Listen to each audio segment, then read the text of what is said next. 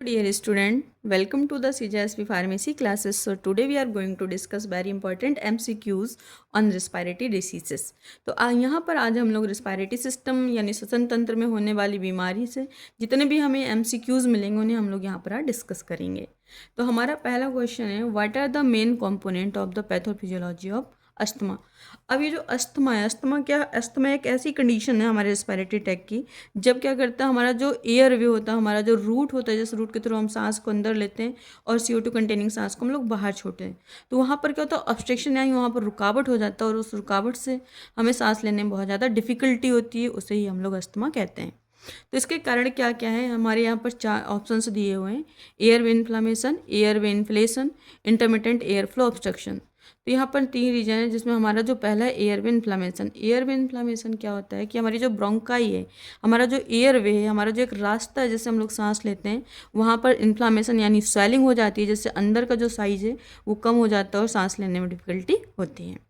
Second हमारा air वे inflammation. Airway inflammation क्या है, यहाँ पर हमारा जो लीवर लंग्स होता है, तो लंग्स क्या होता है, एक्सपेंड हो जाता है। लंग्स के एक्सपेंड होने के कारण यहाँ पर हमें बहुत सारी डिफिकल्टीज मिलती हैं। वहाँ पर जो एल्बुलाई हैं, एल्बुलाई में जो एक्सचेंज ऑफ गैसेस है उसमें हमें प्रॉब्लम फेस करनी पड़ती है। थर्ड है हमारा इंटरमिटेंट एयर फ्लो ऑब्स्ट्रक्शन। यहाँ पर जो एयर का फ्लो हो रहा है, जो एयर हमारी इधर का ट्रांसपोर्टेशन हो रहा है, उसमें क्या होता है, हमारा ऑब्स्ट्रक्शन हो जाता है, जिसकी वजह से हमें बहुत सारी प्रॉब्लम फेस करनी पड़ती हैं। तो यहाँ पर जो हमारा मेन कारण है अस्थमा को कॉज करने का, सांस को रोकने का, हमारी ब्रोंकाई में ऑब्स्ट्रक्शन कॉज करने का, वो हमारा फर्स्ट है एयर वे इन्फ्लामेशन, सेकेंड है हमारा इंटरमिटेंट एयर फ्लो ऑब्स्ट्रक्शन। तो आंसर हमारा रहेगा एप। सेकेंड क्वेश्चन कह रहा all are called group of IHD। ठीक है, IHD एक्सेप्ट, ये जो हमारी जितनी भी डिसीजेस हैं, ठीक है, वो हमारी क्या IHD, इसमें से कौन सी ऐसी डिसीज है जो IHD नहीं है। तो IHD हमारा है angina pectoris, atherosclerosis, ischaemic IHD मतलब इस्केमिक हार्ट डिसीज़।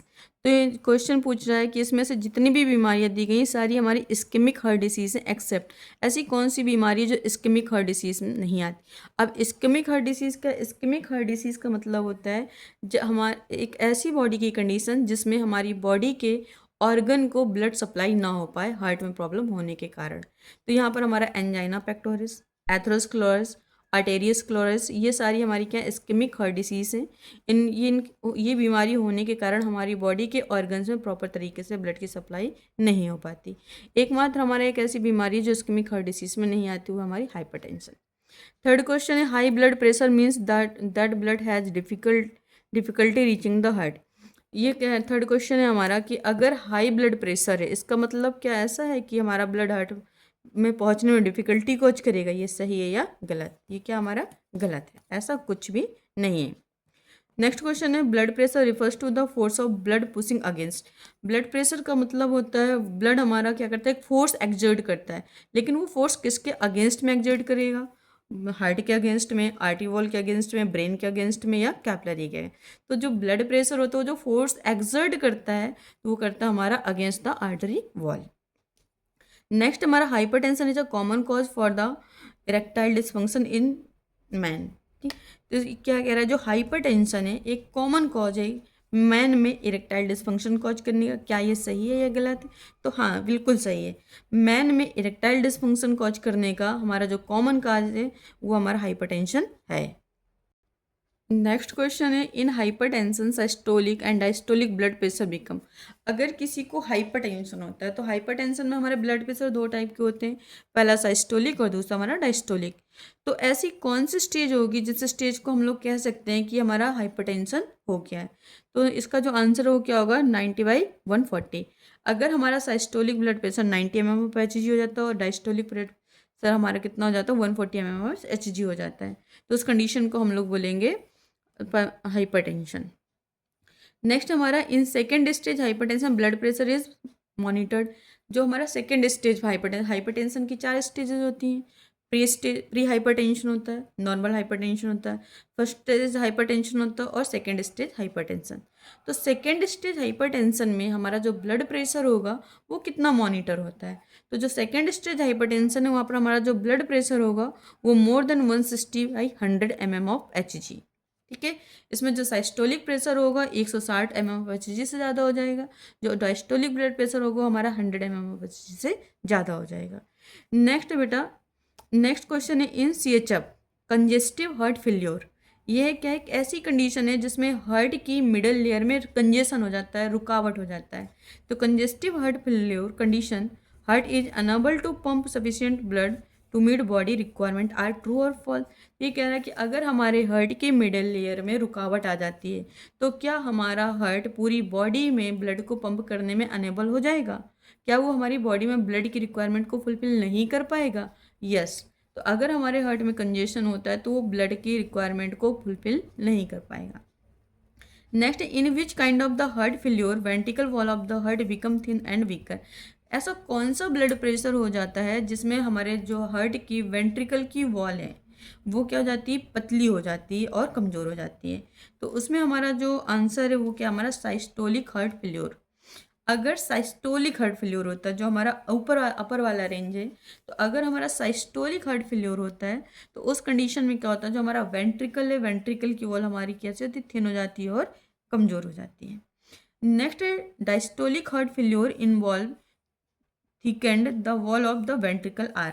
दूसरा क्या क्या क्या हमारी बॉडी में डायस्टोलिक हार्ट फेल्योर के कारण हमारी जो वेंट्रिकल की वॉल है वो थिक हो जाती है। तो इसमें आंसर हमारा ट्रू।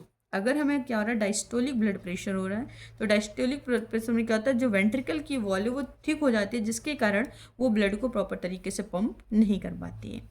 नेक्स्ट क्वेश्चन हमारा, in CHF congestive heart failure patient what changes seen about heart rate.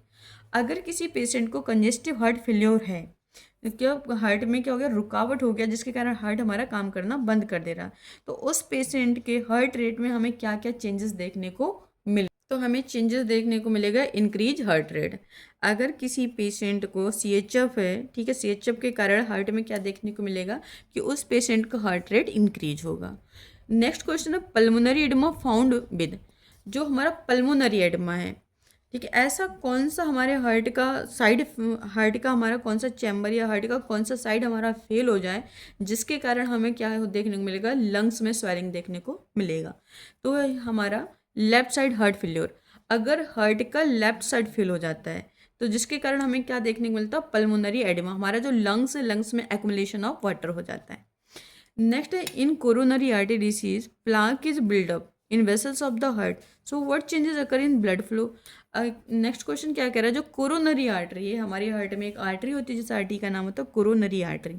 अगर कोरोनरी आर्टरी में प्लाक का बिल्डअप हो जाता है, वहाँ पर कुछ हमारा क्लस्टर ऑफ मास बन जाता है, तो उस कंडीशन में vessel of the heart, heart की ब्लड वेसल्स में हमें क्या क्या चेंजेस देखने को मिलेंगे जिससे कि ब्लड फ्लो को हम लोग एनालाइज करें, या ब्लड फ्लो में हमें क्या क्या चेंजेस देखने को मिलेंगे। तो यहाँ पर रिड्यूस ब्लड फ्लो, अगर हार्ट की कोरोनरी आर्टरी में प्लाक का बिल्डअप हो जाता है तो उससे हमारा जो ब्लड फ्लो है वो क्या हो जाएगा, रिड्यूस हो जाएगा। नेक्स्ट है balance disturbed between O2 supply and O2 demand in the body which condition are called. अगर हमारी बॉडी में ऑक्सीजन की सप्लाई और ऑक्सीजन के डिमांड दोनों के बीच का जो बैलेंस वो गड़बड़ हो जाए, हमारी बॉडी को जितनी ऑक्सीजन चाहिए वो ना पहुंच पाए और हमारी बॉडी को ऑक्सीजन की डिमांड बढ़ रही है और उसकी रिक्वायरमेंट कम हो रही है, तो उस कंडीशन को हम लोग क्या बोलेंगे, ischaemic heart disease. Ischaemic heart disease एक ऐसी डिसीज है जिसमें क्या होता है, इस्कीमिया हो जाने के कारण पूरी बॉडी में ब्लड की सप्लाई कम हो जाती है और ब्लड की सप्लाई कम होने के कारण क्या होता है, ऑक्सीजन की भी सप्लाई कम होती है, क्योंकि ऑक्सीजन की सप्लाई बॉडी में वाया द ब्लड होती है, तो ऑक्सीजन की सप्लाई कम हो जाती है और ऑक्सीजन की डिमांड बढ़ जाती है। ये एक ऐसी condition ischaemic heart disease. Next है इन IHD, ठीक है, CAD coronary artery disease decrease oxygen supply and increase oxygen demand are true. अगर हम लोग बात करें, यहाँ पर क्वेश्चन पूछा जा रहा है कि कोरोनरी आर्टरी डिसीज में ऑक्सीजन की सप्लाई डिक्रीज हो जाती है लेकिन ऑक्सीजन की सप्लाई डिमांड इंक्रीज हो जाती है, क्या ये सही? जी हाँ, ये बिल्कुल सही है। जब कोरोनरी आर्टरी डिसीज होता है तो उस कंडीशन में हमारी बॉडी में ऑक्सीजन की सप्लाई कम हो जाती है लेकिन ऑक्सीजन की डिमांड बढ़ जाती है। नेक्स्ट है blockage in blood vessels are caused by. हमारे जो ब्लड वेसल्स उनमें जो ब्लॉकेज आता है, उनमें जो ब्लड के फ्लो में रुकावट आता है, तो वो क्यों आता है? तो हमारी ब्लॉकेज में रुकावट क्यों आता है? Due to the abnormal accumulation of lipid. हमारी ब्लड वेसल्स में अगर एबनॉर्मल लिपिड का एक्यूमुलेशन हो जाए, अगर लिपिड ज़्यादा जमा हो जाए। सेकेंड है abnormal accumulation of fatty substance, और फैटी सब्सटेंस का एक्यूमुलेशन हो जाए, तो दोनों ही कारण से क्या होता है, हमारी आर्टरी में या हमारी ब्लड वेसल्स में रुकावट आ जाती है।